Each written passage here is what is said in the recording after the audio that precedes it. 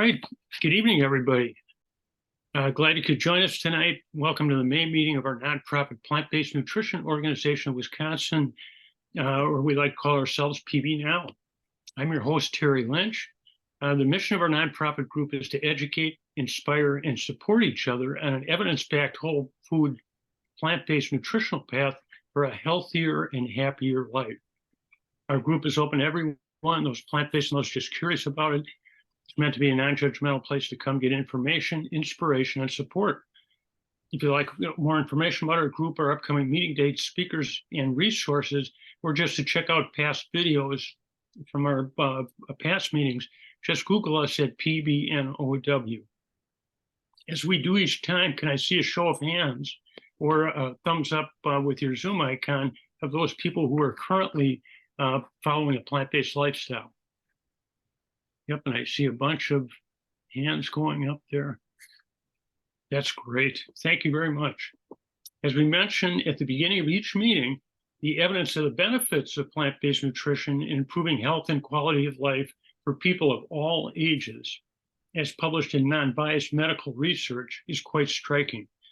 Whether it's improving health through increased energy, weight loss, preventing, slowing, or stopping or reversing problems like allergies, digestive problems, diabetes, heart disease, and early dementia, or increasing our quality of life by helping us feel better quickly, strengthening our immune system, increasing our endurance, improving athletic performance, speeding recovery from exercise, reducing joint pain, clearing thinking, or reducing the physical, emotional, and financial side effects of the illnesses, drugs, and procedures often recommended to treat the conditions that plant-based nutrition can help us avoid.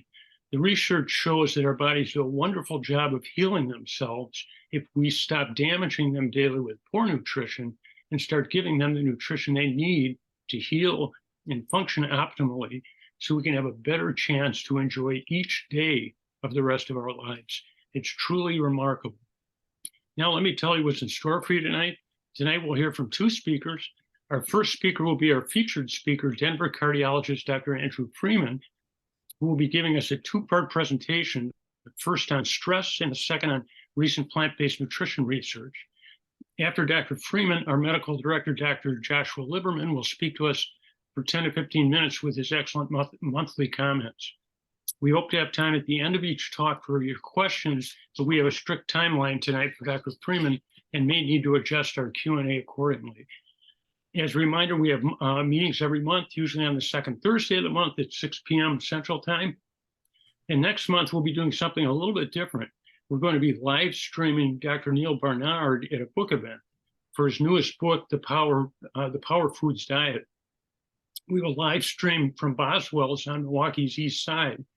And for those of you who would like to attend the event live, later watch in the chat box, and the link will show up there where you can register with Boswell's for a free event ticket. I'm not sure how many remaining seats they have available, so if you do have an interest in attending, I encourage you to attempt to sign up as soon as possible. For everyone else, we will have our regular meeting as usual to begin, and then we'll begin to live stream Dr. Barnard as he begins to talk. We hope they have the ability to get some remote questions answered after his talk. In the future, we'll be hearing from Dr. Michael Greger, Dr. Michael Clapper, Anna Jane Esselstyn, and Brian Hart, among others. We'll post more information about our upcoming meetings on our website, pbnow.org. If you register on the site or are already registered, you receive email reminders of each of our events as they approach. Last, quick technical note. During the meeting, everyone but the speakers will be muted. We ask you to stay that way to avoid background noise and to allow everyone to hear the speakers. With that, let me introduce our first speaker. Our featured speaker tonight is a summa cum laude graduate of Cornell University and a research honors graduate of the state of New York at Buffalo School of Medicine and Biomedical Science. He did his residency in internal medicine at Brown University, Rhode Island Hospital, and a fellowship in cardiology at Temple University in Philadelphia. He's an associate professor of medicine at the University of Colorado, Denver, director of cardiovascular prevention and wellness, and director of clinical cardiology and operations at National Jewish Health in Denver. He's part of the leadership of both the local and National American College of Cardiology. And as such, one of the many things he's done is he headed an ACC prevention group that included nationally known physicians such as Dr. Caldwell Esselstyn, who we heard from last month, Dr. Dean Ornish, Dr. Neil Bernard, and our own Dr. Joshua Lieberman. He's been nicknamed the vegan cardiologist. And as a number of you have seen in the past years, he has given us his excellent annual review of the prior year's trove of plant-based nutritional research. As he's noted, the number of studies being published each year showing evidence of the benefits of plant-based nutrition grows larger and larger every year. We initially asked him to come and give us his annual review of the most recent plant-based research, but our medical director, Dr. Lieberman, was recently in Atlanta attending and speaking at the American College of Cardiology's huge annual conference, and he saw our speaker give an excellent talk on stress. Stress management is one of the central pillars in the rapidly growing field of lifestyle medicine. Dr. Lieberman was so impressed with the talk, he recommended we ask our speaker to give his stress talk to us. Our speaker graciously agreed to take on the additional stress of giving his stress talk and attempting to squeeze in as much of his annual recent plant-based nutritional research review as possible. So get ready for a boatload of valuable, useful information. With that, I'm excited to welcome back to PBNOW our featured speaker tonight, Dr. Andrew Freeman. Dr. Freeman? Well, thanks so much for that lovely introduction. I will do my best to go through this as quickly as I can and then get some of the other research presented. But as you heard, we do an annual conference at the American College of Cardiology for all the 50,000 plus member cardiologists, and usually about 7 to 20,000 show up depending on the year. And this year I spoke on stress and cardiovascular disease, and I'll share some of these slides with you. So many of us are already aware, but the words that we use every day in medicine actually may mean more than we think. For instance, the word disease is really dis-ease, right? Lack of ease, and we're trying to get it back. And it's not a strange concept that we as physicians, as a medical community in general, do a terrible job taking care of ourselves, both physically and mentally. In this interesting essay, this author said, with the 100-hour work week, the national epidemic of obesity and heart disease, we need to do something proactive. As an associate dean, I've seen firsthand what happens when faculty do not take care of themselves. Outstanding, productive faculty are compromised by preventable diseases. Innovation and medical advances suffer because as physicians, we feel we are invincible until we are not. We all agree that lifestyle changes are best for our patients and the overall health of our population, yet we do not take the time to heal ourselves. We need to change our thinking about health maintenance. Pretty powerful statement, and in a very prominent medical journal too. Now, many of you know many doctors, and many other people in many other professions seem to attract a type A personality. These are the people that are, outgoing, ambitious, organized, status conscious, sensitive, impatient, anxious. I would argue most of the physicians are probably there. And it turns out that this personality type is associated with more extensive atherosclerosis or coronary disease. And the concept that you can have mental stress induced ischemia or heart blockages that are or heart demand supply mismatch is true. So in this meta-analysis of a medical study from 5 observational studies, they took people who had stable coronary disease, about 555 of them, and they were tested in a laboratory for mental stress-induced myocardial ischemia and then followed. And the risk of subsequent coronary artery disease events, so heart attack or angina or whatever, or mortality, was 2 times greater in the group with mental stress-induced myocardial ischemia. So basically, they put people through a stressful, I think it was a movie in this situation, and then they observed what happened. And it's pretty eye-opening. But nonetheless, your mind-body connection is probably much stronger than we all think. And in another study of 162 patients who underwent angiography, so we took pictures of their coronaries at baseline and after 2 years, those who had the least amount of emotional support and also had outwardly expressed anger were at much increased risk for the progression of coronary heart disease, maybe even 30 times as much. And the association was independent of medication or other risk factors. And in women in particular, 292 middle-aged women were hospitalized for an acute coronary event followed for 5 years. 2 or more depressive symptoms and the lack of social integration were independent predictors of recurrent cardiac events, including death, myocardial infarction, and revascularization, up to 2 times or more. And it turns out that stress also worsens lots of things, including cardiovascular risk and heart attacks. So this was 849 patients. 48% described 1 or more possible triggers, the most common of which was emotional upset in about 14% of them. Stress also worsens dyslipidemia or high cholesterol. And this was a really interesting study. So they looked at people who underwent natural disasters. So like in 1981, the Athens earthquake, cardiac deaths per day rose from 2.6 to 5.4 with a peak of 8 deaths per day. In the 94 Los Angeles earthquake, which occurred in the early morning, which already increases risk, we saw another increased risk, 2.4 times the risk of death. And then 8 days around 6 blizzards in Massachusetts from 1974 to 1978, a 22% increase in ischemic deaths per day. And then if you look at the Iraq War, the first week of missile attacks in Israel, 20 had an MI versus 8 in the control week of relative peace. And then September 11th, 49% more MIs in 16 emergency rooms within 50 miles of the World Trade Center versus 79 before. So pretty powerful increase, and pretty sad to hear that these amazing life stressors that occur also can cause additional stress in the form of a heart attack.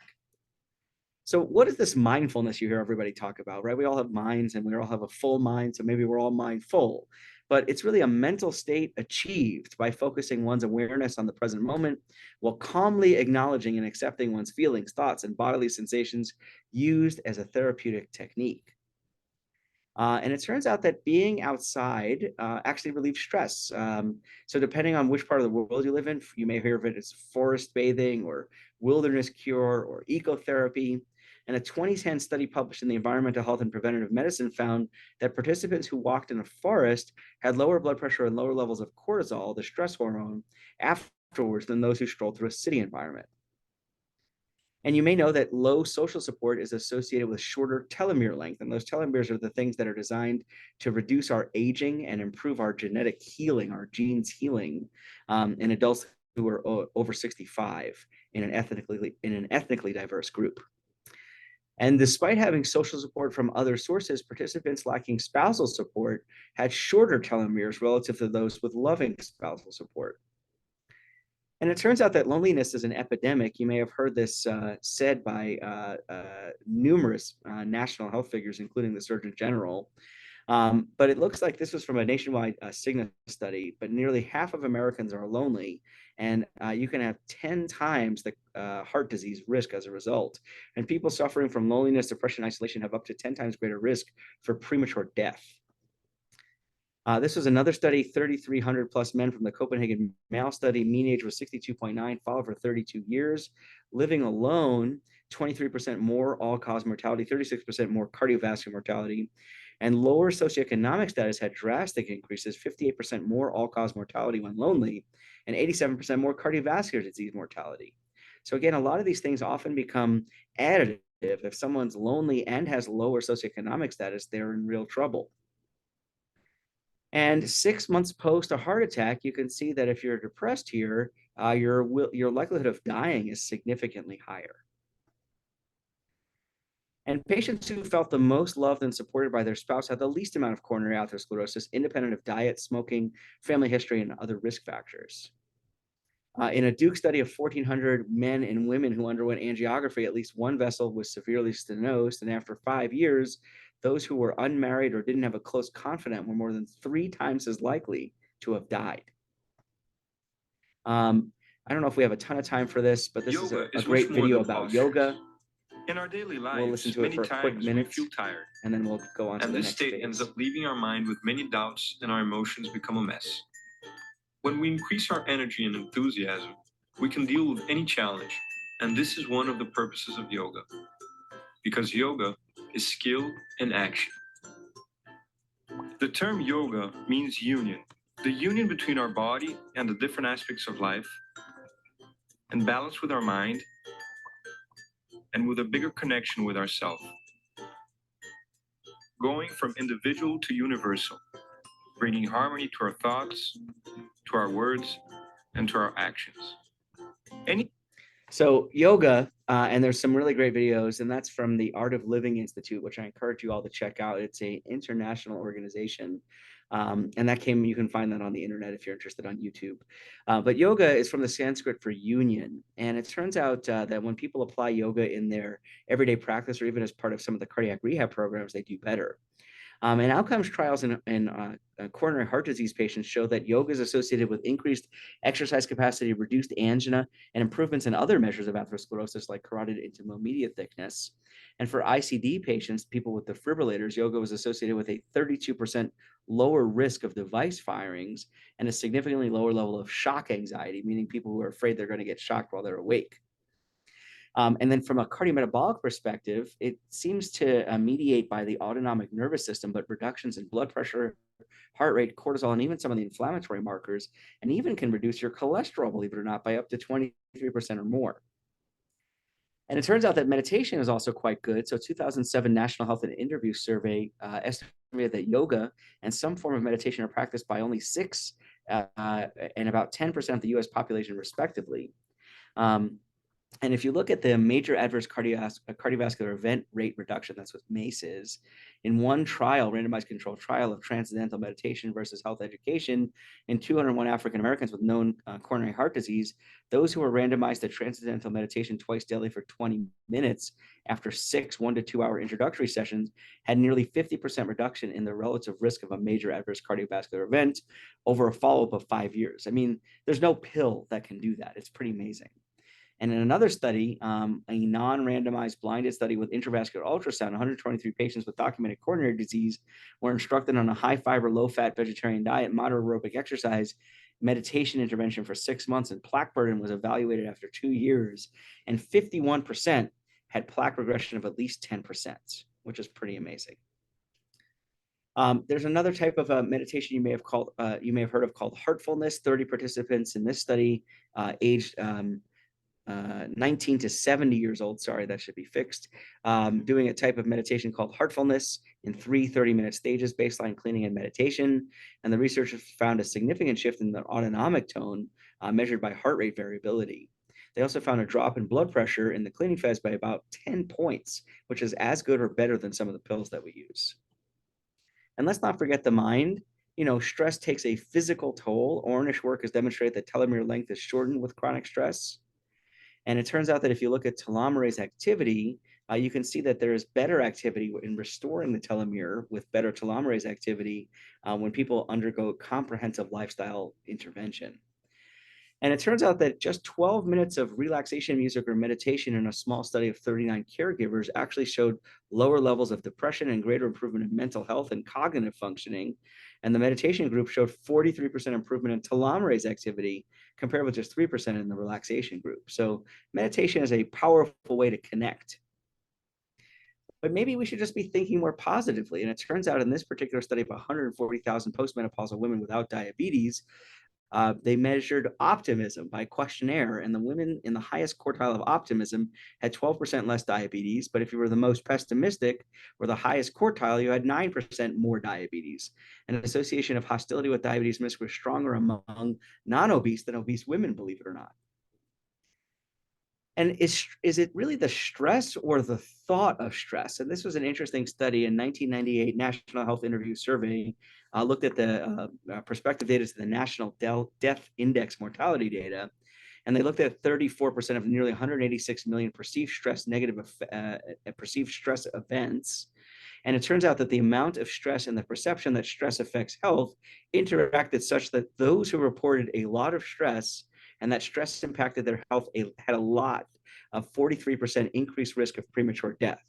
So I guess just thinking about stress is stressful.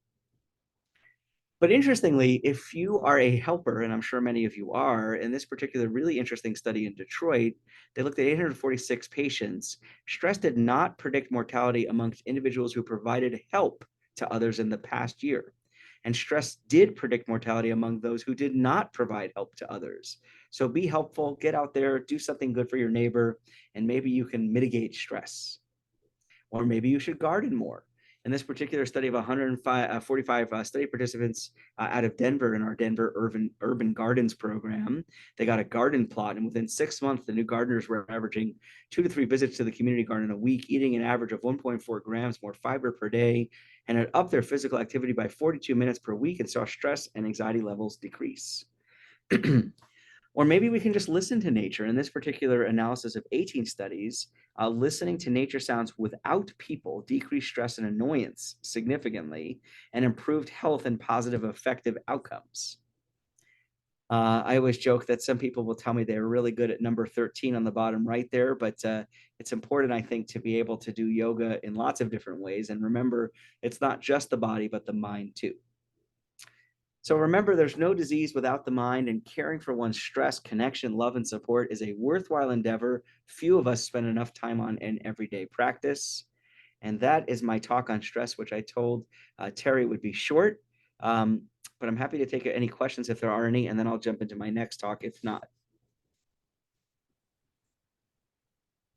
Anybody has any questions, if you'd like to either raise your hand or pop it in the chat box.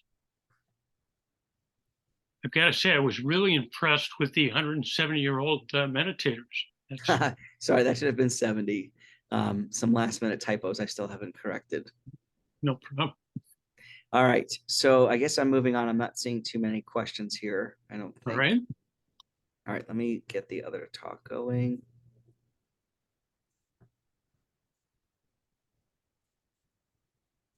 It's almost there.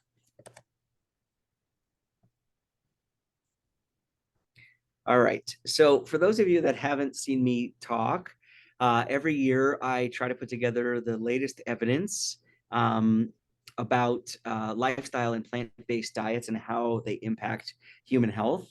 And each year I'm just blown away at the small amount that I cover and how powerful so many studies are. And there are continually so many studies. So in short, I'm going to do my best to try to cover as much as I can in the next 30 minutes or so, which I'm not sure I'll get through the whole deck, but we'll see. Just a reminder, there are many well-done randomized trials showing efficacy of plant-based diets. Some are observational and don't show cause, but show significant relationships. And of course, everybody asks me the same question all the time: am I getting enough protein? And the answer is always yes. Really, protein deficiency doesn't exist unless there's calorie deficiency, which in the United States is pretty rare to see. And so some of the stats that I usually cover are pretty scary, unfortunately. And so more than half of the world will be overweight or obese by 2035, says a report out of Reuters. And the World Obesity Federation's 2023 Atlas predicts that 51% of the world, or more than 4 billion people, will be obese or overweight within the next 12 years. And the report found that childhood obesity could more than double from 2020 to 208 million boys and 175 million girls by 2035. And the cost to society could be more than 4 trillion annually by 2035, or 3% of the global GDP, just by being so overweight. And it turns out that we seem to be living under a rock in many parts of our world, including the United States. And it turns out that more than half of US adults don't know that heart disease is the leading cause of death, despite a 100-year reign.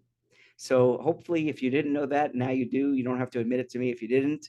But I want you to make sure that you know that the top killer of men and women in the Western world remains heart disease. And it's interesting, the Joe Wu, volunteer president of the American Heart Association, said it's been the leading cause of death in this country for 100 years straight, since 1921. So I guess some people really just don't know what's out there, but eye-opening stuff. And in this particular study, 75,000 women from the Nurses Health Study and 44,000 men from the Health Professionals Follow-Up Study, 36 years of follow-up. They compared diets based on the Alternative Healthy Eating Index, and comparing the highest with the lowest, you can see that there was a 19% higher rate of mortality when people were eating unhealthy. So in general, remember that you want to be not only a plant-based eater, but a healthy plant-based eater in order to maximize the outcomes. In this interesting study, there was 32 cohorts across 31 publications involving over 1 million participants. They looked at higher versus lower intakes of legumes or pulses, beans. And those who had the most intake had 6% less death, 9% less stroke. And a 50 gram per day increase in legume intake was associated with a 6% reduction in the risk of all-cause mortality. So I always tell people based on this, if you eat 400 or 500 additional grams of legumes a day, you might never die. Just kidding, of course. And then, of course, people are always worried about phytoestrogens or plant-based estrogens, but it turns out they're quite helpful. In this study of 200,000 men and women followed for 34 years, higher intakes lowered the rates of cardiovascular death and cancer. Now, the UK is also experiencing everything we're experiencing in the US. This was a study published in the Times in the UK, and rising ill health and economic inactivity because of long-term sickness. And what they found here was a whole variety of stats. More working people are self-reporting long-term health conditions, 36% saying they have at least one long-term health condition. The number of people economically inactive because of long-term sickness has risen to over 25 million people. And it just keeps going on and on. All the stats are pretty mind-blowing and very much parallel what's going on here in the States. And they also have noted what a major cost it is to their economy. You're talking 150 billion pounds in a year. And so the National Health Service in the UK has been forced to clear up the dirt as obesity soars. And so the obesity cost of 6 billion pounds every year, they think that it'll rise to 10 billion by 2050. And unless the health ministers abandon their reluctance to encourage people to live healthier, the health service risks becoming unaffordable. So really calling out people to make some big changes here, including their health ministers. But it really does start with kids. And so from the 2021 National Survey of Children's Health, 32% of children ages 1 to 5 did not eat fruit at all any day. 49% did not consume a vegetable per day. And 57% had a sugar-sweetened drink at least once a week. So we have some major things to change. 204 participants in this study of carotid atherosclerosis in diabetic individuals. Positive associations were found between alpha carotene and both large and medium HDL particles, and inverse associations between beta and total carotene. And subjects with atherosclerosis presented a significantly lower plasma concentration of total carotene compared with those without atherosclerosis. So eat those carrots. And then the author said here that in our study in subjects who had atherosclerotic plaque showed significantly lower concentrations of these carotenes. And so in general, they think that there is a protective effect by people consuming these carotenes and having them in their blood. There's a lot of work going on amongst pregnant women, a lot of research. In this particular study of 1,200 high-risk pregnant women who were randomized at 19 to 23 weeks of gestation to a Mediterranean diet or a mindfulness-based stress reduction program or usual care, participants in the Mediterranean diet group had significantly lower perceived stress and anxiety scores, which was pretty powerful just from diet alone.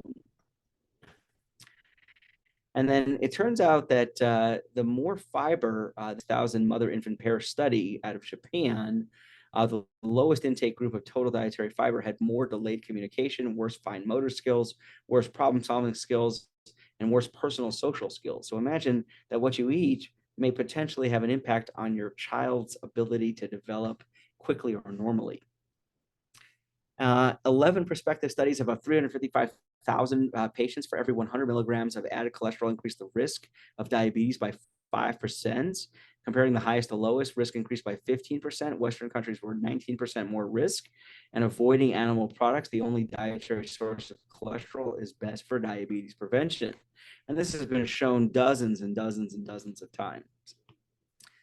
Now, how about people following this low carbohydrate diet? So in 305 people following this diet, they were followed in the UK Biobank for 10 years or more. In this case, in 11.8 years of follow-up after adjustment for other risk factors for heart disease, such as diabetes, high blood pressure, obesity, and smoking, people on a low carbohydrate, high fat diet had 2 times the risk of several major cardiovascular events and higher levels of cholesterol and ApoB, another marker for cardiovascular risk. And of course, the very same is true for many cancers, including prostate cancer. Men who closely followed a plant-based diet lower the risk for progression and recurrence of cancer by 52 and 53% respectively when compared to those who did not closely follow a plant-based diet. And men over 65 had benefit too when combined with exercise. Now, there's been more and more work over the years about how kidney function actually can slow in its decline in people who are prone to this by changing dietary approaches. And in this particular study of 346 participants, a vegetarian diet improved the renal filtration rate in chronic kidney disease patients. In another study of 117,000 plus participants who followed filled out a dietary questionnaire, followed for about 10 years, the highest quartiles of plant protein intake had 18% less chronic kidney disease. And the authors concluded in this large prospective cohort study, greater dietary plant protein intake was associated with a lower risk of incident CKD. Powerful. Now, another study looked at calcium supplements, 434 participants from the UK Biobank, after adjusting for a variety of variables, habitual calcium supplements in diabetics in particular increase the rates of cardiovascular disease and mortality, even all-cause mortality. And it turns out that calcium supplements may be needed in people who eat less than well. And it turns out that cardiometabolic and renal disease, kidney disease, are maybe just one syndrome. And this just may be a marker of how poorly people are eating. In this particular study, and this is very interesting, I would say that 1 in 4 people, let me see if I can get this thing to highlight, there we go. So it showed here that, that 1 in 4 people had significant overlap in terms of metabolic conditions. So gone are the days that people have just high blood pressure or high cholesterol or diabetes. People are having lots of these overlap syndromes. In a Japanese study of, which was interesting in people who had diabetes and diabetic retinopathy, which affects your eyes, after adjusting for all the potential confounders, if you ate more fat, you had almost 3 times the likelihood of diabetic retinopathy, so your vision was impaired. Highest quartiles of saturated fat, 2.4 times the likelihood of diabetic retinopathy. And the authors say these results suggest that a high intake of fat and saturated fat may affect the development of diabetic retinopathy, even in individuals whose total fat intake is generally much lower than that of Westerners. Remember, this was a study out of Japan. Now, more data is suggesting that some of the infertility rates we're seeing across the developed world may have more to do with our food and toxin intake. And it turns out that all of the markers of fertility actually improve when there are higher intakes of antioxidants from fruits and vegetables and low intake of trans and saturated fats. This was an interesting genome-wide study looking at genetic variants that were associated with having obesity or higher fat mass. And adults aged over 40, while excluding some of the body fat related diseases in a city hospital cohort. So they looked at about 54,000 people. Plant-based diets were associated with the lowest body fat and the least propensity to develop obesity when compared to high protein or low energy intake diets.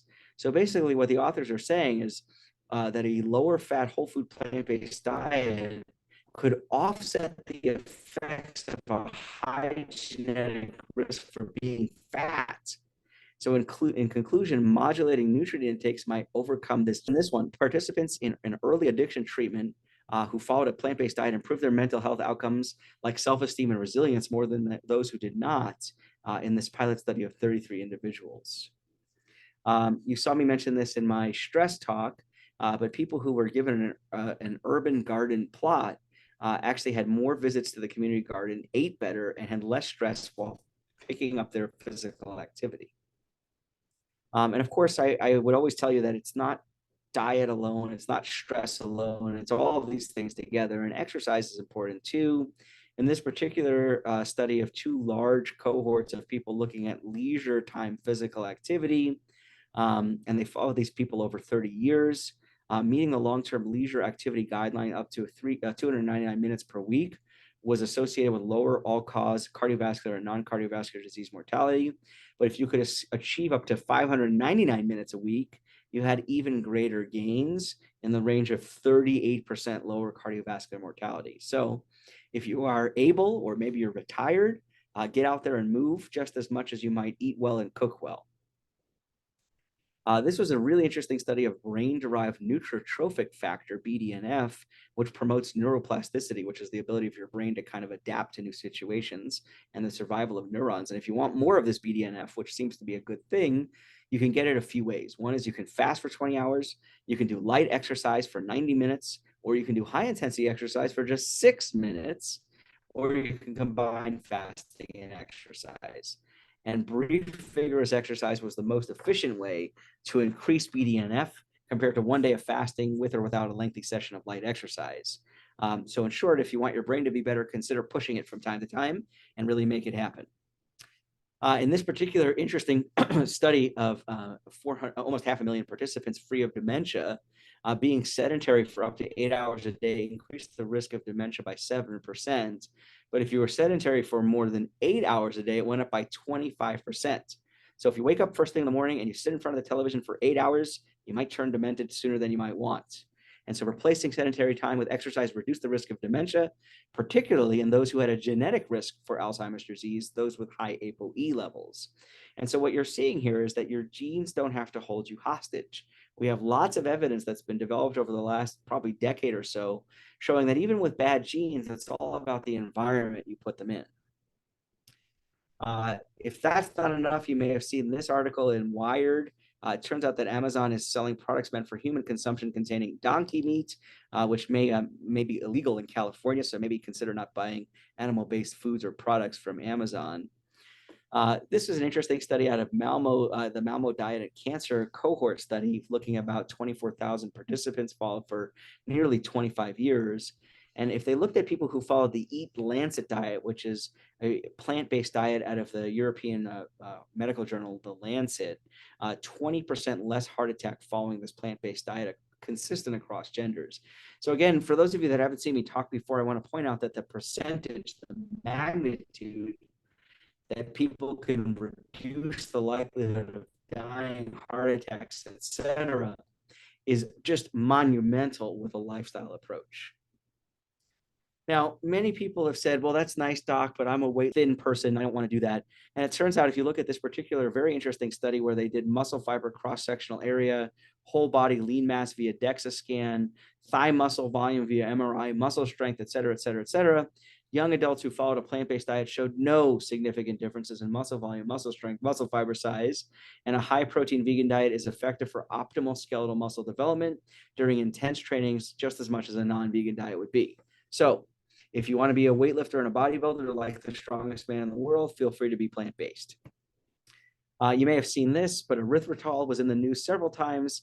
This was an interesting untargeted metabolomic study in patients undergoing cardiac risk assessments, and polyol sweetener levels in the blood, especially erythritol, was associated with a 3-year incident risk for major adverse cardiovascular events. And at physiologic levels, erythritol made platelets, the things that make your blood sticky, more sticky, and caused even blood clots, which was kind of scary. And so they did a prospective pilot intervention study in some healthy volunteers and induced marked and sustained greater than 2 days increases in plasma erythritol levels well above the platelet thresholds. And so they did some validation cohorts, and the bottom line is 20% higher major adverse cardiovascular event risk by consuming erythritol, which is in many common sweeteners. So be wary. The perfect beverage for human consumption remains water, with a close second by unsweetened tea and coffee. And for those of you who like artificially sweetened beverages, please be wary. Again, talking about osteoporosis, one of the things we hear a lot about, in 10,000 adults over the age of 60 had ultrasounds of their heel bones looking at bone density. Those who ate a healthy plant-based diet index had higher bone mineral density, and they found a clear dose-response relationship with healthier plant-based diets being the most protective against osteoporosis. Who doesn't want a bigger brain, right? So everybody, 6,000 participants here, age 40 plus, those who consume magnesium-rich foods like leafy greens and nuts had larger brain volumes and better brain health with less white matter lesions, particularly when foods were consumed like this over a pattern of time. And on average, higher baseline dietary magnesium was associated with larger brain volumes, a number of other metrics in the brain, and it was particularly significant among premenopausal women. This was a really nice review that came out showing low density lipoprotein lowering diets. Those are the bad cholesterol in the current era. And what they showed here is that foods such as nuts and brands, especially within a prudent plant-based diet, low in saturated fat, complemented by supplements as phytosterols, have the ability to reduce LDL. A combination of such food has been shown to lower LDL by up to 20%. And a nutritional approach that requires backing from industry should come into play first before pharmacology or medicines replace the diet option. And we need energetic support from health professionals. How about TMAO? So some of you have heard me talk before about transmethylamine oxide, which is produced by your gut flora, your bacteria in your gut when you are not a plant-based eater. And if you are an omnivore or a carnivore and you eat carnitine, your body produces TMAO from it. And this raises your all sorts of risks. And this was yet again another study showing an increased risk of all-cause cardiovascular disease mortality and even death due to kidney failure by 44% more. And so they have this nice graphic here. The take-home message is associated with mortality. So less is better when it comes to TMAO, ideally is 0 if it's possible. Another study of a dietary analysis of which diets were best here. So this is 40 eligible trials with 35,000 plus participants. And they looked at low fat, Mediterranean, very low fat, modified fat, combined low fat, low sodium, Ornish and Pritikin. And the Mediterranean diet, prevention of all-cause mortality, cardiovascular mortality, stroke, and non-fatal heart attack, 52% less with moderate certainty evidence. And then all other low-fat programs were superior to minimal intervention for prevention of all-cause mortality. And again, moderate certainty evidence up to 33% less. And if you were higher risk, eating better obviously had even better of an outcome. Interestingly, these types of concepts are slowly hitting mainstream media and non-medical newsletter designed for, cardiovascular service line leaders and healthcare administrators. And it was right at the top there, plant-based diets, both vegetarian and vegan, linked to lower cholesterol and reduced risk of blocked arteries. So it's there. And we know very well that plant-based diets drop lipids. This was another study that looked at data from the last 43 years. And compared with the omnivore group, the plant-based diets reduced total cholesterol by about 7%, low-density lipoprotein by 10%, ApoB, which is what the Europeans use more than LDL for cardiovascular risk predictions, was a 14% drop, and it's pretty powerful across a variety of populations. And in fact, the National Lipid Association endorses this approach where a healthy dietary pattern improves cholesterol and other ASCVD risk factors. Combining nutrition interventions is additive. Interventions for triglyceride elevation require individualization, and dietitians are useful. Again, the United States continues to be leading the world in digestive cancers in young people. This was another study from 3 prospective cohorts following up of about 5 million person years. And for 10-point increase in the healthy plant-based diet score, you could see that there was less digestive system cancer, less GI tract cancer, less accessory organ cancer. These are things like bile ducts and the gallbladder, and less for liver cancer by even 32%. So when you eat better, not only do you feed your gut flora better, but you also protect yourself from a variety of cancers. In another large study from the UK Biobank, participants who had a healthier plant-based diet index eating score, 16% reduction in risk of death from all causes, 7% from cancer, 8% from cardiovascular disease, 16% from stroke, 14% from heart attacks. And participants who had the higher unhealthy plant-based diet index score had a 23% increased risk of death. So this has been shown time and time again. It's great to be vegan and plant-based, but if you're eating junk food, and it's very easy these days, I tell everybody I know, gone are the days where you can't find a plant-based version of your favorite animal-based food. So if you eat junk, it is worse for you than being an omnivore in most cases. So don't do it. How about phytochemicals and frailty? So this was an interesting study of 525 healthy participants. Positive associations were found between polyphenols and higher adherence to dietary scores. And so more intake of flavonoids, a variety of them showed a negative association, meaning reduced the risk of atherosclerotic cardiovascular disease, and a higher polyphenol intake, including flavonone, was associated with a higher adherence to plant-rich dietary patterns, and these may be some of the mediating factors. And if you want more polyphenols, eat things like berries and olives and cherries and spinach and all the good things. Remember that the root cause for every disease we ever talk about is inflammation, and if we can reduce inflammation, we can help people get better. And if you look at patients who are at high risk of atherosclerotic disease, particularly in these very large trials, prominent reduced strength, they looked at a high sensitivity CRP, and it turns out the more CRP, the more measure of total body inflammation, which is what CRP shows us, the worse you do. And we're talking about 31% more major adverse cardiovascular events, 168% more cardiovascular mortality, and 142% more all-cause mortality, all based on an inflammatory marker. So if we control the inflammation and we put our bodies in a healing environment, we can get people to do better and heal and get better. And then for those of you that haven't seen all the press on alcohol, we used to recommend a little bit of alcohol to reduce cardiovascular disease, but it turns out that it all has all sorts of risk, including breast cancer in women and other cancer related outcomes. And it turns out that the benefit is no longer really there. So I always tell patients, if you want to drink, drink very minimally. And if you are not drinking, there's no need to start. This was an interesting study. They looked at E. coli found in meat, and it may be the cause of 500,000 or more urinary tract infections in the United States. They did a genomic analysis and found that about 8% of the E. coli urinary tract infections in the US were caused by bacteria strains present and consumed through meat. Now, for those of you that are not sure, the reason why when you go to the meat counter, if you ever do, or you go to the chicken or the poultry counter, and they have all these bags and plastic wrap and 7 layers of different wrap and all that, is no matter how hard they try, you can never get the meat or the poultry to be clean. And this is a perfect example of this. So stay away from it and you won't have to worry so much. How about a really interesting study of gallstones? So in 89 gallstone disease patients, they looked at dietary intakes, and it turns out that if you had more fiber, you had a 56% reduction in gallstones. And this effect was strongest in older and overweight or obese people. And again, I've mentioned before about artificially sweetened beverages, but it turns out that sugar sweetened beverages are equally bad. And it turns out when you follow people, there's an 8% increased risk in all-cause mortality for each additional sugar sweetened beverage consumed. But it dropped by 18% for all-cause mortality and 20% for cardiovascular disease when you replace 1 drink a day with coffee, and premature death dropped by 16% when you replace that sugar sweetened beverage with tea or water.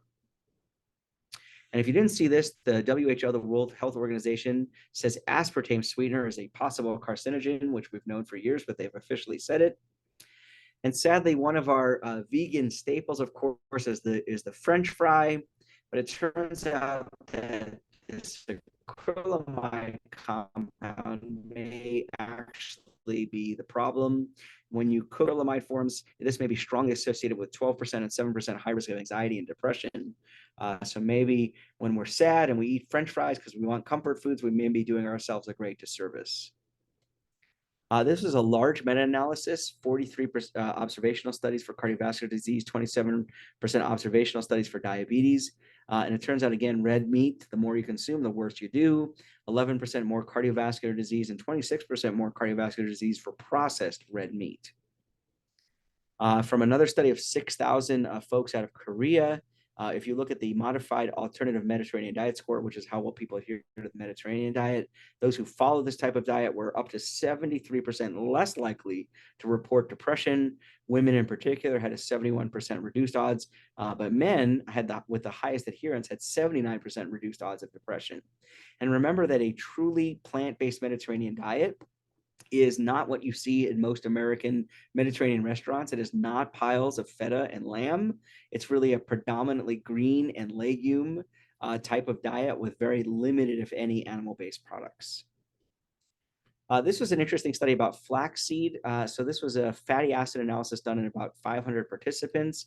Higher ALA levels, which comes out of things like ground flax, had 50% less death and slower functional decline. So pretty powerful just from ground flaxseed. So add a little bit to your oatmeal every morning. This was interesting. I work in a respiratory hospital. People are always surprised to learn that when you control inflammation, people's breathing gets better. In this particular study, people that were following a plant-based diet, they measured how well their lung mechanics were doing. And it turns out that you have slower lung function decline when you eat a plant-based diet. Another study on colorectal cancer, if you were, and this was really interesting, if you were overweight in early adulthood, you had 23% more colorectal cancer. If you were overweight in middle adulthood, it was also 23%. If you were overweight later adulthood, it was 21%. But if you were obese in middle adulthood, you had 55% more colorectal cancer, and obese body mass index in later adulthood was 39% more colorectal cancer. So we got to get people thinner and fitter. This was a really interesting study in Chinese people in Singapore, followed for 20 years. And those who followed a low-carb, animal-based, high-fat diet had 27% more colorectal cancer. But maybe there's a way to do low-carb if you want to do that. And for some of my patients who are struggling with weight loss, and ideally only whole carbs and limited amounts at that, but if you are going to do a low-carb diet, do it in a plant-based way. And it turns out that a low-carb plant-based diet reduces all-cause mortality by 13% with each 5-point increase in a plant-based low-carb diet score. But an animal-based low-carb diet increases dying from cancer. So go plant-based when you do this, if you do. In 20 randomized controlled trials involving 2,000 participants, it turns out that LDL, the cholesterol, blood sugar, body weight all improved on a vegetarian diet, and the dietary impacts went well beyond standard medical therapy. It turns out that you might sleep better. So diets high in saturated fat in individuals have been associated with daytime sleepiness. In a small study of 14 patients that followed a whole food plant-based diet for 21 days, they actually had a marked improvement in the way that they rated their sleep quality. Now, again, people are often surprised to learn that plant-based diets are amazing for osteoarthritis, but they are. In a 16-week plant-based lifestyle program called Plants for Joints, it turns out that people had an improvement in their WOMAC score, which is the Western Ontario and McMaster University Osteoarthritis Index. They also tended to lose weight and feel better. So overall, pretty powerful way to treat arthritis. And it turns out the New York Times even thinks this. There's a link between highly processed foods and brain health, and they're starting to put all this stuff in mainstream literature that people read, media, but not everyone sees it. There was one positive study for red wine. This was a randomized controlled trial, crossover trial, 42 men. And it turns out that changes in metabolites after red wine consumption actually can improve your oxidation reduction, homeostasis, based on some of the gut microbiota that are there. Now, again, this is not a compelling argument to go start drinking, but I thought I would put it in there for those of you that do enjoy an occasional glass of red wine. There could be some benefits still. So let's say you don't want to do any of this for your health. Let's say you decided health isn't where it's at. Maybe you'll do it for the environment. Turns out we're headed towards at least 3 times the number of extreme heat days by mid-century. Each of these extra hot days per month carried an added 10 deaths, cardiovascular deaths per 10 million elderly adults over 65, and it could be even 5 times that number. And if you look, they did an analysis of 55,000 vegans, vegetarians, and fish eaters and meat eaters, and they looked at their individual greenhouse gas and water use, et cetera. And it says that comparing a meat-based diet, a vegan diet, results in only 25% of the greenhouse gas emissions, 25% of the land use, 46% of the water use, and 34% of the biodiversity loss. And they wrote that despite substantial variation due to where and how the food is produced, the relationship between environmental impact and animal-based food consumption is clear and should prompt its reduction.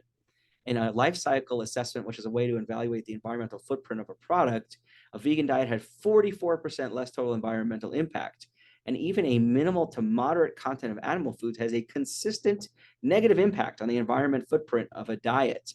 And reduction can elicit significant ecologic benefits.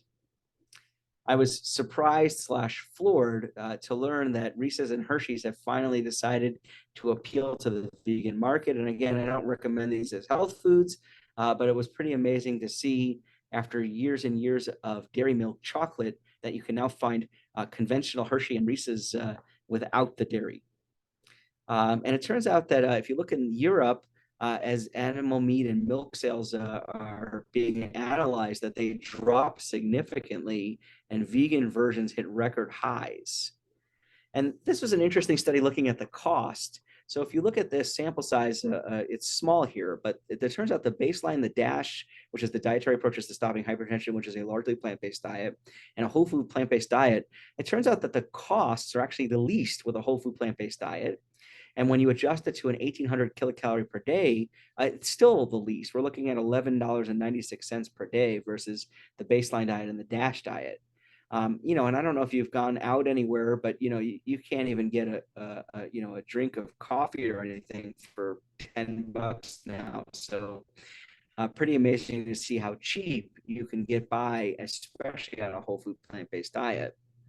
And if you look at the ingredients in restaurants in particular, the baseline diet, just the cost of the ingredients, not what they charge you, still costs significantly more than the whole food plant-based diet. And of course, it makes sense that if you go to a good restaurant that does a whole food plant-based diet and you can get beans and greens and grains, they're always cheaper. So maybe it's time to make the pharmacy with an FA instead of a PHA dispense. And if this was a really interesting study here. So 22 produce prescription locations in the 12 United States, in 12 of the states in the US, engaged about 4,000 individuals, and they developed a program that created incentives to purchase fruit and vegetables. And when they did this, at 6 months, produce intake increased and food insecurity dropped. And there was an improved, at least one level in self-reported health status in 62%, which was amazing. And in children, it was 2.5 times as powerful. Hemoglobin A1C, a measure of diabetes, dropped. Systolic blood pressure dropped by almost 9 points, and body mass index went down. So imagine if we actually gave out a prescription. Now, if you look at the cost of some of the meds that people are taking for weight loss, like Wegovy or Ozempic or whatever it is, and we're paying $1,200, $1,400, $2,000 a month, which is cheaper? Buying them all their meals for the month, or giving them a prescription that makes them regain the weight right away when they stop taking it? You tell me. This was an interesting thing out of China. It said that 2/3 of the diet-related cardiovascular deaths can be attributed to low intakes of whole grains, fruits, vegetables, and nuts, and the rates are only going up. And then another study here of yoga. Basically, this one looked at yoga and echo, and it turns out that the echocardiogram actually improved when people practiced yoga. And maybe you'll remember just 5 things, but keeping your body mass index, blood pressure in check, your non-HDL lipoprotein cholesterol in check, not smoking, and keeping diabetes in check can significantly reduce bad cardiovascular and overall outcomes. And if you had all 5, the incidence of cardiovascular disease, if you had problems with all 5, was significant. And then this was interesting. Maybe fish are smarter than we thought. This remarkable study found that fish recognizing themselves may hint at their self-awareness. So maybe fish are smarter than we think, and they're not just non-sentient beings. And it turns out that lifestyle medicine is showing up everywhere. This was a 2024 ACC expert consensus for heart failure. And I was able to sneak in this little statement here. Poor nutrition may result in worse heart failure outcomes. In line with our guidelines, a low salt, plant-forward diet has robust evidence to aid in the management of heart failure patients. So sometimes when we keep pushing, we get there. And then I'll just point out with our intense results with lifestyle. And I think I have 1 minute left for questions. So I went as quickly as I could, Terry. I hope I covered what I wanted to there, or what you wanted me there too, sorry. Andrew, that was outstanding. The information that you had and speed with which you delivered it there. Let me see if I can grab these. There were a few questions here, and maybe if you have 20 seconds, 30 seconds to answer it. Let's see. So Lonnie asked, any suggestions regarding the art of acupuncture points and yoga stretch? People have hypothesized that there are acupuncture points being stimulated with various yoga poses. I don't claim to be an expert in that, but I will tell you that if you are interested in Eastern medicine, it's been around a lot longer than Western. And there's some amazing research and outcomes that have been shown with things like smoking cessation and even anesthesia achieved just with acupuncture alone. Oh, here's another question. This is from Valerie. says, can a vegan diet affect the development of cataracts? Since being vegan for 5 years, my most recent eye exam showed no worsening of starting cataracts. Could this be due to plant-based diet? I don't really know the answer to that question. I mean, anything's possible, right? It might just be that you're wearing sunglasses more. So I don't know the right answer to that question.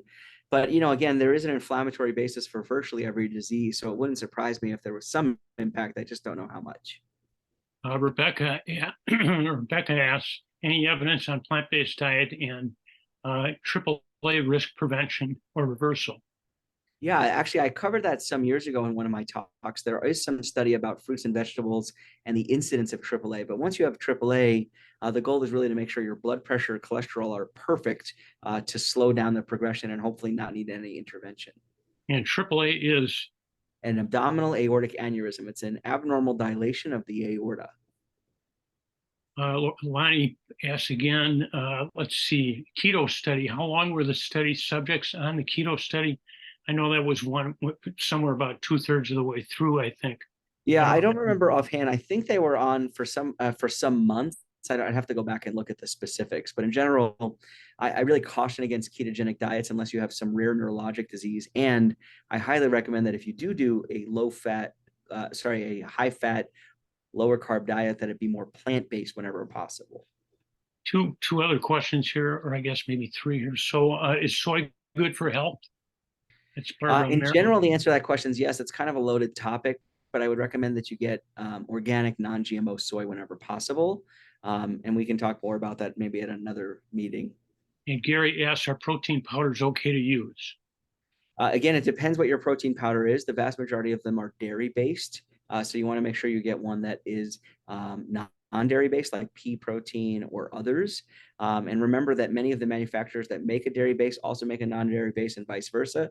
So make sure you pick up the ones that are non-dairy, but also make sure that you actually need it. The vast majority of people have plenty of protein intake, but if you are having trouble, or maybe you're a weightlifter, you might need some protein supplements, and that may make sense. So check with somebody who's knowledgeable in your particular situation. Great. And we're going to go to Dr. Liberman here in a minute, but thank you so much, Dr. Freeman, for covering so much ground so quickly. And most of those studies that you put up there were just 2023, right? Yeah, most of them were within the last year, right? So usually it's the end of 22, beginning of 23. So obviously it takes me time to go through them and collate them. And then it's certainly, you could argue the data from them maybe from years prior, but in general, they're all published within the last year. Well, thank you so much, and I hope the weather is great out in Denver as it's getting to be here. Well, yeah, well, it's cool, but it's good. But I'm going to run. It's been a pleasure. Thanks for having me, and good to see everyone. Thank you, Dr. Freeman. We're going to let me mention one thing before I introduce Dr. Liberman here. If you look in the chat box, the link has been put in there to sign up for Dr. Barnard's in-person book event at Boswell's on June 13th. So it'd be great if anybody wants to see Dr. Barnard, you get a chance to see him live and ask questions. And if you're interested in his book, you can buy his book, and I'm sure he does a book signing probably after the talk. But it'd be great if we get a nice showing to show that when somebody like Dr. Barnard comes into town, that there are a lot of people who have an interest in it. With that, let me jump and introduce our cleanup speaker tonight.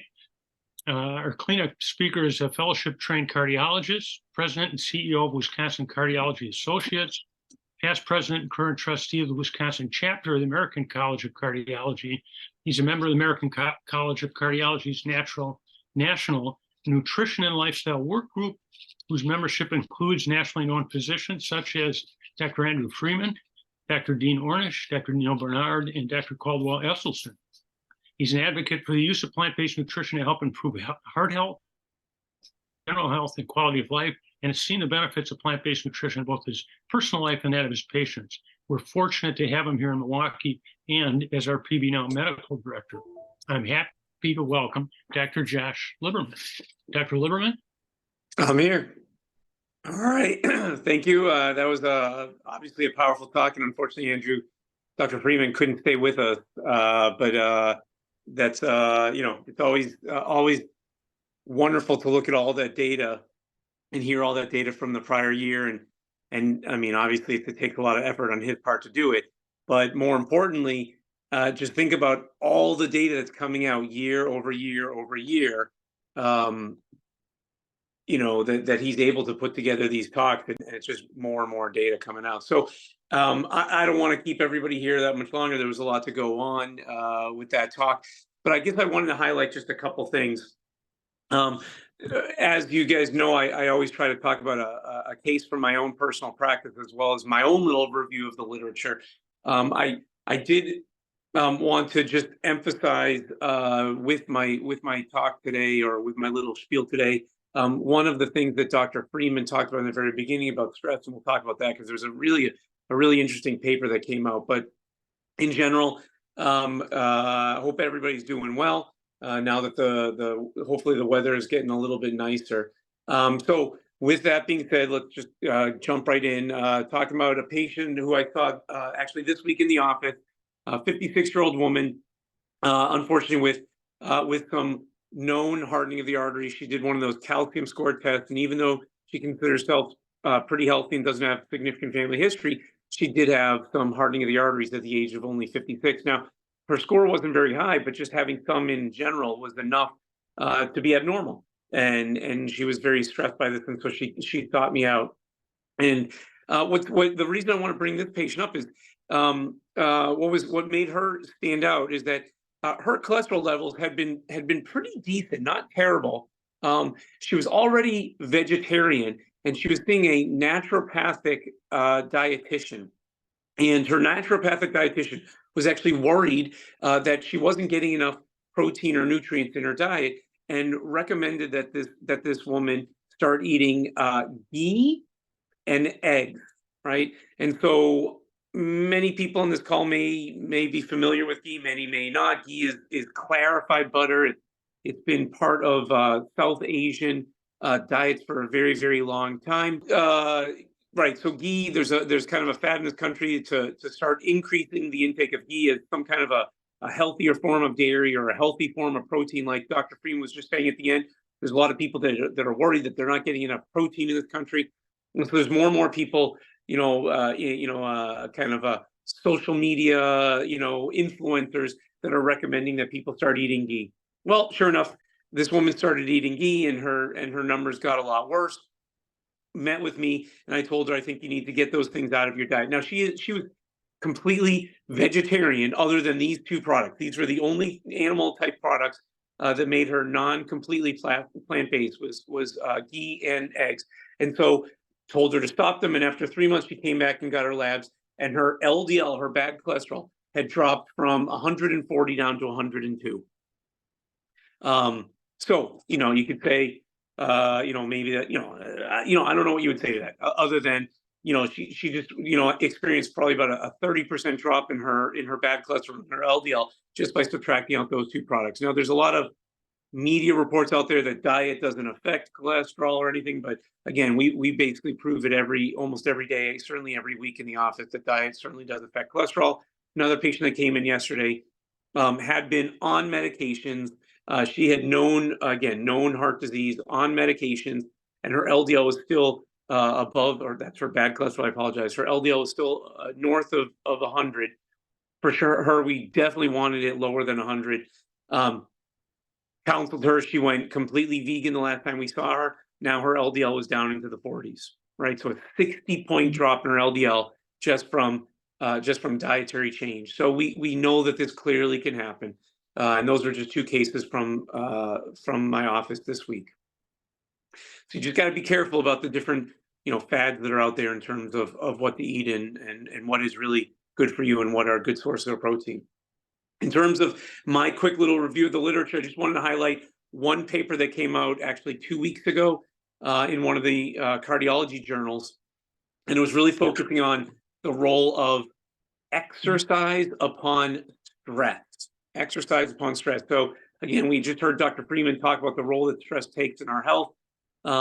And curiously, he talked obviously about the role that depression can play in our health too, and the role that stress plays in depression. So we've obviously known for a very long time that physical activity reduces the risk of developing heart disease. We think that the main part, certainly research suggests that about 60% of this effect is from reducing the risk factors for heart disease and death and stroke, like reducing high blood pressure, reducing cholesterol, reducing inflammation, that kind of stuff. But as I said, research suggests that it's only about 60% of the effect. Where's the other 40% coming from? It's got to be something else that exercise is doing. Well, this was a really interesting study, I thought, performed recently and published in the Journal of the American College of Cardiology. I can post the actual reference in the chat, and actually I'll be publishing a blog on it on my website within the next couple of days. But the researchers in this recent study took a really interesting look at the role of exercise, and they actually investigated the effects of exercise on the neural networks in the brain that are known to be responsible for depression, anxiety, and stress. So in the brain, there's areas in the brain that we know are activated when we're under stress, when we're feeling anxious, or when we're depressed. The amygdala is this structure in the brain that's most classically known to be associated with kind of fight or flight responses and responses to stress and trauma as well. And we know that this place called the ventromedial prefrontal cortex, which is more in the frontal part of the brain, inhibits and regulates the amygdala. So that's the kind of executive function part of the brain that can suppress that. And when there's an imbalance of activity in these parts of the brain, we can feel stressed, we can feel depressed, we can feel anxious, and those are obviously classically stress-related neural activity. So you can do this special brain imaging called FDG PET. Basically, it's a PET scan. It's a special kind of nuclear medicine scan of the brain where you can see metabolic activity in the brain, and you can see which areas of the brain light up more when people are watching a stressful movie, or when they're under stress, or when they're feeling anxious. So in this study, researchers performed this advanced brain imaging on an 800 patient subset of a 50,000 patient study, a group of research subjects in the Mass General Hospital Biobank study. So they're collecting a lot of information on 50,000 patients in the Massachusetts area. And they saw that individuals who achieved physical activity levels that were recommended by the guidelines, which is basically 30 minutes a day, 5 days a week, had lower activity of the amygdala, this stress area of the brain. And they also saw that individuals with chronically heightened levels of amygdala activity, so those with chronic anxiety or depression, appeared to derive even greater cardiovascular benefits from exercise. So people with pre-existing depression received more heart benefit from physical activity than patients without depression. And in fact, the amount of benefit was twofold higher if they were doing 30 minutes, 5 days a week of exercise. So twice as much benefit if you had a history of depression versus no history of depression. Now, again, this doesn't mean that you don't benefit. It just means that if you had a history of depression, there was even more benefit. And again, it's attributed to the effect of exercise on these neural networks, these stress-related neural networks. And at the highest levels of activity, patients with depression had even more benefit, where for patients without a history, the benefit of really high levels of activity kind of plateaued off. So we know that levels of stress and anxiety are skyrocketing in today's world, and there doesn't always seem to be something that we can do about it. But now we have proof that we can indeed do something, that physical activity can actually suppress and change the ratios of neural activity in our brain, suppressing the stress-related patterns. And we know that, we have certainly suggestive evidence that this leads to better long-term cardiovascular benefit. So with all that being said, getting out there is a great way of suppressing or treating anxiety, decreasing depression, improving mood, and we know that these things help the heart. So appreciate you guys all for being on the call, and we've left a little bit of time for some questions we can potentially answer. Let me try to see if I can get to the chat. I don't see anything here right now. Before we go there, let me just thank you, Dr. Lieberman. And it's amazing, just the two patients that you were talking about, how quickly those changes can cause their health to increase. let me mention right away our next monthly meetings, Thursday, June 13th, 6 o'clock. Our featured speaker will be Dr. Neil Bernard. And if you'd like to receive notice of this and other upcoming PBNOW events that are not currently on our list, just Google us at PBNOW, where you can subscribe and receive email notice of our upcoming events. If you'd like to check out our past meetings, just go to the video library section on our website, or just go to YouTube and type in PBNOW, and you can go back and watch entire talks or skim through to the parts of each presentation that may be of particular interest to you. We'll try to get the talk that we just had tonight up in the next 3 or 4 days. And I just mentioned again, you know, our next month, we've got Dr. Bernard is going to be at Boswell's down on the east side on Downer Avenue. You know, if you have an interest in going there, and again, I don't know if all the spots are taken or not, but if they're not, it'd be a great opportunity to see one of the really leading lights, one of the pioneers in lifestyle medicine. He's done so much good and continues to do it through he and his organization. And I'm sure I haven't seen the new book yet that he came out with, but his prior books have been great, and I've got to believe he's just improved that much more in this one. Let's see if we've got anything else. Hey, Terry, I wanted to just chime in and let people know that the recording will probably be available by tomorrow on YouTube. So everybody should be able to watch the playback by tomorrow on that video. Oh, thanks for chiming in, Brett. Yeah, of course. It looks like there's a couple other questions too. I didn't know if you saw them, but sure. If you want to read them off, you know. Yeah, it looks like somebody asked if non-dairy yogurt is okay for a plant-based diet. And I'm guessing it just depends on what the ingredients are. Josh, if you want to touch on that. Yeah, I would completely agree. You know, you have to just be careful with some of these, you know, plant-based but heavily processed foods. Just because it's plant-based doesn't necessarily mean it's healthy. As Dr. Freeman was saying, you know, French fries are plant-based technically, but they're not necessarily healthy. So just because it's plant-based doesn't mean that you have carte blanche to do it. That said, a lot of the non-dairy yogurts, you know, they're obviously they're just made out of, you know, cashew milk or other nut milks and fermented and can be perfectly fine.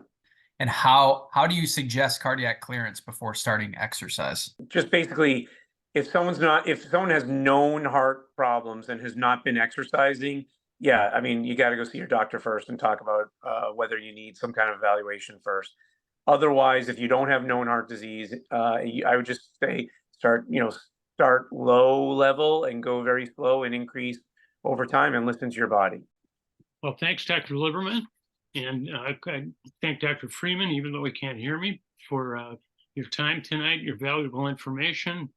I want to thank everybody for coming tonight, and I hope you can join us next time. And have a good night, everyone.